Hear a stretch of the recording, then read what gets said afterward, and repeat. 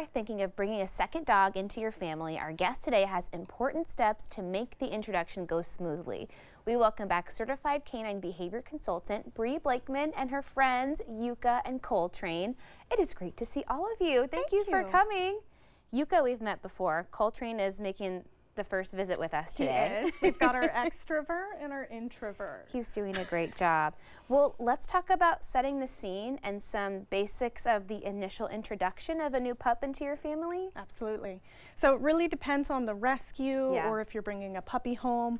But in general, one of the most important things is to do your introduction on neutral ground. Okay. So not in the home, not even in your backyard if you have one. That's a great idea. So bring them to an open green space, or even better if you can find like a natural area that has a lot of biodiversity for them to explore. Oh, cool. And have one dog, one handler per dog. Sure. Walking them at a distance where they can see one another, but they're not so close that they're fixated, cannot take food, overwhelmed, barking, lunging. We want to see relaxed body language, exploring the environment before we bring them closer and actually work on contact. That makes sense, kind of letting them become comfortable and kind of letting them lead the way in that initial interaction. Absolutely. Should you do this maybe multiple times depending on the animals? Yeah, if you have the option. Okay.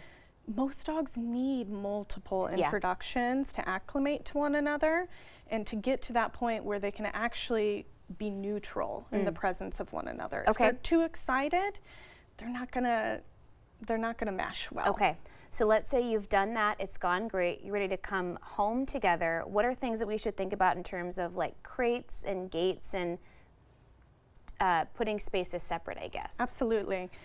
Anytime you're bringing a new dog into the home, it's going to be really stressful, especially for the new dog. They're going through so many life changes, especially if they're coming from a rescue. And for your resident dog, they're used to having the space all to themselves. And the most common thing to happen is resource guarding in the beginning stages of acclimating to one another in the home. So using tethers, gates, crates to completely separate them when they're eating, when they're sleeping even in that first week, enjoying toys, bones, anything that can be considered a resource is hotspot for them. So in order to prevent relationship rifts, making sure they're not having to navigate those complex social dynamics before they have a bond formed is really essential. So kind of making that investment with your time and energy in the early days, and then in the long run it sounds like it can go much more smoothly as they do kind of organically figure it out. Yep. Because by preventing them from having to navigate sharing of resources, it means that all of the experiences that they're having together are positive. And so if you can put a baby gate up and teach your dog that they get all these good things when the other dog is present, but their things are not at risk of being taken by the other dog, then we're building really positive associations. Do you have any best practices in terms of sleeping arrangements? If maybe one dog has a routine of sleeping here or there, and then wait a minute, I've got to make a whole new space for this other animal. So sleep startle is a common thing. And if you can do it, I recommend trying to keep them separate. Again, at least within the first month or so. So that might mean having one dog crated, one dog not. That might mean having them in a playpen or separated in different rooms by baby gates. Honestly, that whole first week, keeping them completely separated and only doing introductions outside on leash, slowly building up to giving them the chance to play. So assuming that they are going through this process and bonding over time, are there positive signs we can look for to know that this is going well and they're kind of ready to take the next steps into cohabitating a little bit more? Yeah, getting really versed in canine body language is going to be an essential piece of that. We want to see meta signals, pro-social cues. So those can be a play bow or C curve in the spine. They kind of like show the side of their body. flirt with one another by moving forward and then bouncing Yeah. away, doing paw pats, kind of pawing towards the other dog. Okay.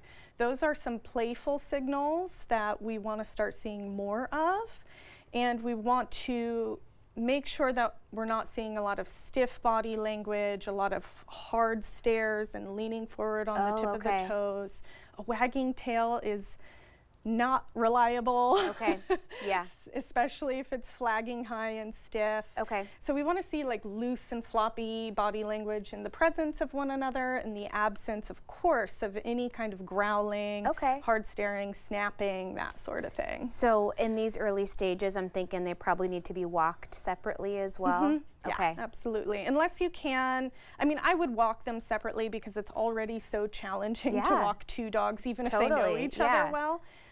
But working up to having each dog with a handler so that you can be giving them treats when Yeah. they're looking at one another and continuing to build those positive Okay. associations. So what about the difference between what we're seeing at home, that behavior, playing versus fighting, and when you need to intervene and what that looks like? Yeah, play can very easily tip over into fighting Sure. because arousal is involved. Yeah. And some dogs don't know how to move away when they need space. So Okay. they just kind of ramp it up. Yeah. She's a little bit like that. So I recommend when your dogs are playing to keep it really, really brief. We're Okay. talking like a minute in Yeah. the beginning, and then separate them, put them behind a baby gate, give them a Kong, a snuffle mat to bring that energy down again, and then have them play again. Things are less likely to tip over into fighting.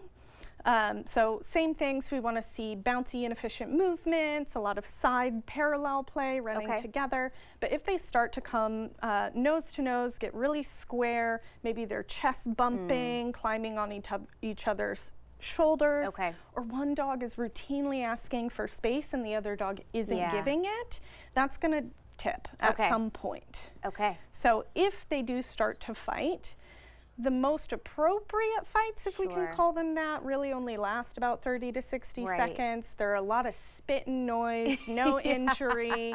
And really the best thing to do is put a blanket over them, pour water on them. Okay. If you can, try not to touch your dog when they're fighting because the most bites happen when we come in and try Sure. and physically remove Yeah. the dog, and they turn around and redirect. And We it can have also lots cause of- more injury. Well, sure. We have lots of great advice to hopefully avoid those things happening hope at home. so. So this is a great start. Thank you so You're much. so welcome. Thank you, perfectly behaved puppies, Good as job, always. They're so everybody. perfect. Okay, we will have more information on our website at katu.com. We'll be right back with more Afternoon Live right after this.